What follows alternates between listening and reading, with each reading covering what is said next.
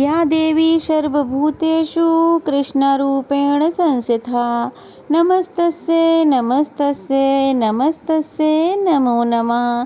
जय माता दी। माँ भगवती की कृपा सदा आप पर और आपके परिवार पर बनी रहे। आज के वीडियो में आप सुनेंगे श्री दुर्गा सप्तशती के अध्याय 12 और 13 को। इसी के साथ ही श्री दुर्गा सप्तशती के सभी 13 अध्याय समाप्त हो जाएंगे। श्री दुर्गा सप्तशती पाठ 12वां अध्याय देवी के चरित्रों का महात्म्य। देवी बोली, हे देवताओं, जो पुरुष एकाग्रचित होकर इन स्तोत्रों द्वारा मेरी स्तुति करेगा उसके संपूर्ण कष्टों को मैं निसंदेह हर लूंगी। मधु कैटभ के नाश, महिषासुर के वध और शुंभ तथा निशुंभ के वध की जो मनुष्य कथा कहेंगे, मेरे महात्म्य को अष्टमी, नवमी तथा चतुर्थी के दिन एकाग्रचित होकर सुनेंगे अथवा पढ़ेंगे, उनको कभी कोई पाप नहीं रहेगा। पाप से उत्पन्न हुई विपत्ति भी उन्हें कभी नहीं सताएगी। उनके घर में दरिद्रता नहीं होगी और न उनको प्रियजनों का विक्षोभ होगा।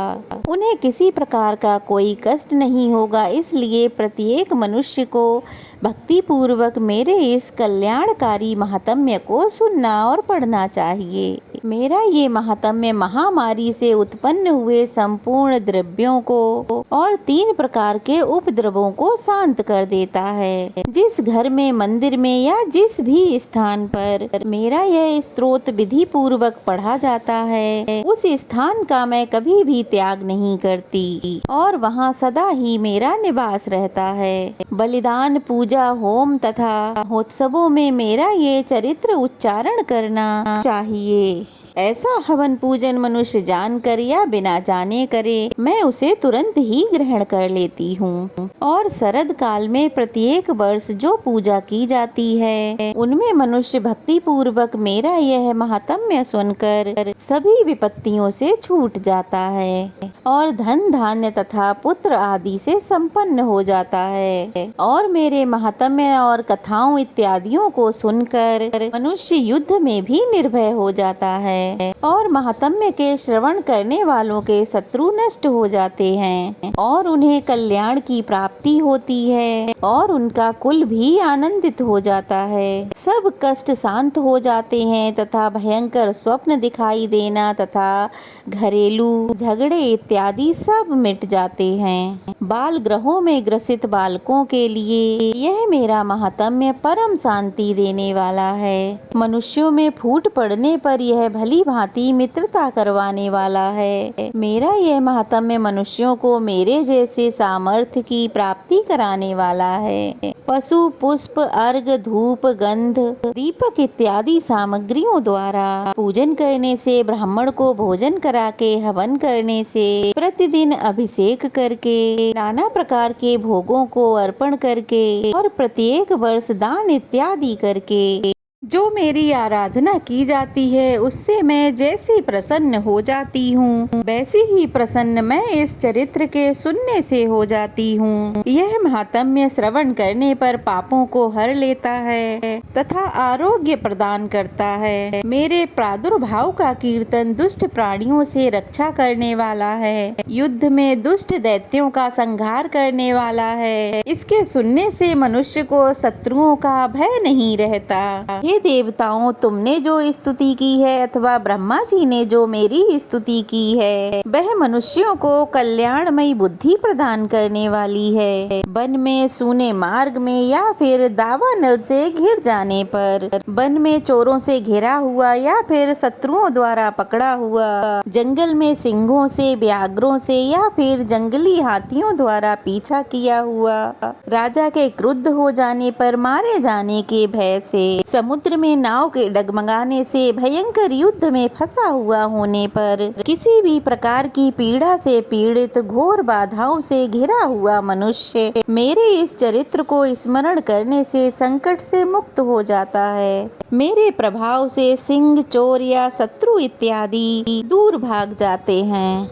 महर्षि मेधा ने कहा, प्रचंड पराक्रम वाली भगवती चंडिका। ऐसा कहने के बाद सभी देवताओं के देखते ही देखते अंतर्ध्यान हो गईं और संपूर्ण देवता अपने शत्रुओं के मारे जाने पर पहले की ही तरह अपने यज्ञ भाग का उपभोग करने लगे और उनको उनके अधिकार फिर से प्राप्त हो गए। तभी युद्ध में देवताओं के शत्रुओं शुंभ और निशुंभ के देवी के हाथों मारे जाने पर बाकी बचे हुए राक्षस पाताल को चले गए। हे राजन, इस प्रकार भगवती अंबिका नित्य होते हुई भी बार बार प्रकट होकर इस जगत का पालन करती हैं, इस पर मोहित होती हैं, जन्म देती हैं और प्रार्थना करने पर इसको समृद्धि प्रदान करती हैं। हे राजन, भगवती ही महाप्रलय के समय महामारी का रूप धारण करती हैं और वही संपूर्ण ब्रह्मांड में व्याप्त हैं और वही भगवती समय समय पर महाकाली का और महामारी का रूप बनाती हैं और स्वयं अजन्मा होते हुए भी सृष्टि के रूप में प्रकट होती हैं। हर सनातनी देवी प्राणियों का पालन करती हैं और वही मनुष्य के अभ्युदय के समय घर में लक्ष्मी का रूप बनाकर स्थित हो जाती हैं तथा अभाव के समय दरिद्रता बनकर विनाश का कारण बन जाती हैं। पुष्प, दीप और गंध आदि से पूजन करके स्तुति करने से वह धन, धान्य और पुत्र भी देती हैं और धर्म में शुभ बुद्धि प्रदान करती हैं। श्री दुर्गा सप्तशती पाठ 13वां अध्याय। राजा सुरत और वैश्य को देवी का वरदान। महर्षि मेधा ने कहा, हे राजन, इस प्रकार देवी के उत्तम महात्म्य का वर्णन मैंने तुम्हें सुनाया। जगत को धारण करने वाली इस देवी का ऐसा ही प्रभाव है। वही देवी ज्ञान देने वाली हैं और भगवान विष्णु की इस माया के प्रभाव से तुम और ये वैश्य तथा अन्य विवेकी जन मोहित होते हैं और भविष्य में भी मोहित होंगे। हे राजन, तुम इसी परमेश्वरी की शरण में जाओ। यही भगवती आराधना करने पर मनुष्य को भोग, स्वर्ग तथा मोक्ष प्रदान करती हैं। मार्कंडे जी ने कहा, महर्षि मेधा की यह बात सुनकर राजा सुरथ ने ऋषि को प्रणाम किया और राज्य के छिन जाने के कारण उसके मन में अत्यंत ग्लानि हुई और वह राजा तथा वैश्य तपस्या के लिए वन को चले गए। नदी के तट पर आसन लगा भगवती के दर्शनों के लिए तपस्या करने लगे। दोनों ने नदी के तट पर देवी की मूर्ति बनाई और पुष्प, दीप, हवन द्वारा उनका पूजन करने लगे। पहले उन्होंने आहार को कम कर दिया, फिर बिल्कुल निराहार रहकर भगवती में मन लगाकर एकाग्रता पूर्वक उसकी आराधना करने लगे। वह दोनों अपने शरीर के रक्त से देवी को बलि देते हुए 3 वर्ष तक लगातार भगवती की आराधना करते रहे। 3 वर्ष के पश्चात जगत का पालन करने वाली चंडिका ने उनको प्रत्यक्ष दर्शन देकर कहा। देवी बोली, हे राजन तथा अपने कुल को प्रसन्न करने वाले वैश्य, तुम जिस वर की इच्छा रखते हो वह मुझसे मांगो, मैं तुम्हें अवश्य दूंगी, क्योंकि मैं तुम दोनों पर अत्यंत प्रसन्न हूँ। मार्कंडे जी कहते हैं, यह सुनकर राजा ने अगले जन्म में नष्ट न होने वाला राज्य इस जन्म में बलपूर्वक अपने शत्रुओं को नष्ट करने के बाद अपना राज्य पुनः प्राप्त करने के लिए भगवती से वरदान मांगा।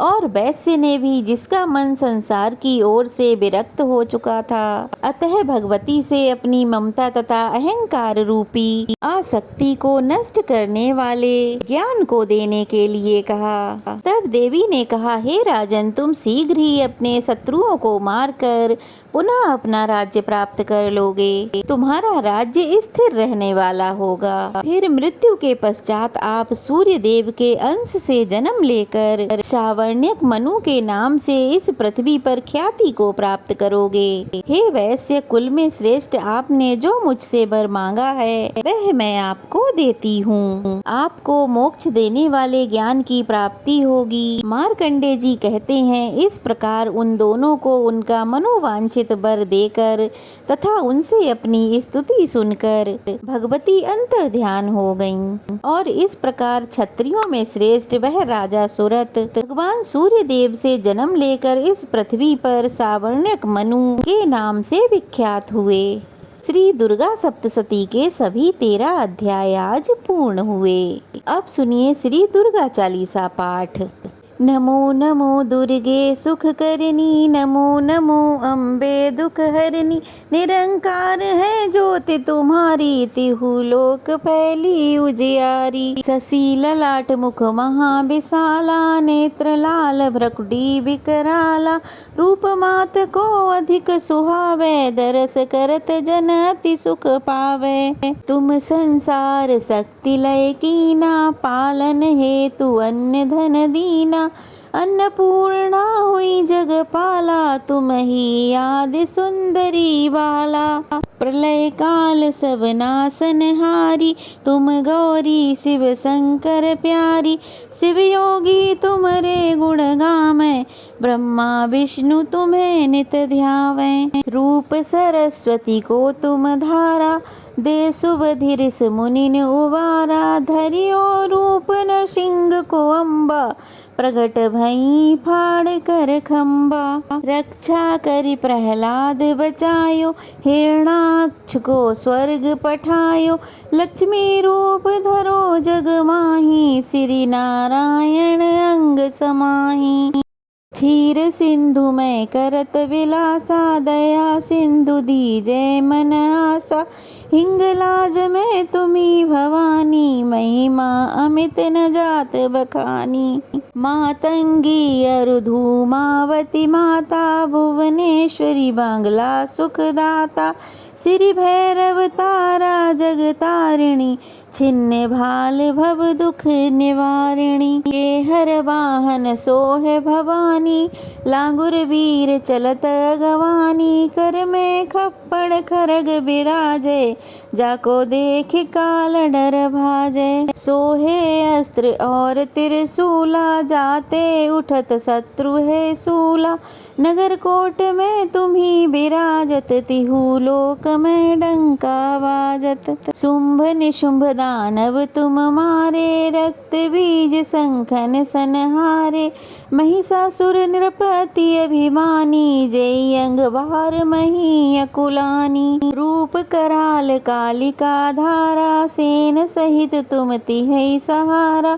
परिगाण संतन पर जब जब भई, मातु सहाय तुम तब तब। अमरपुरी और सब लोका, तब महिमा सब रहे अशोका।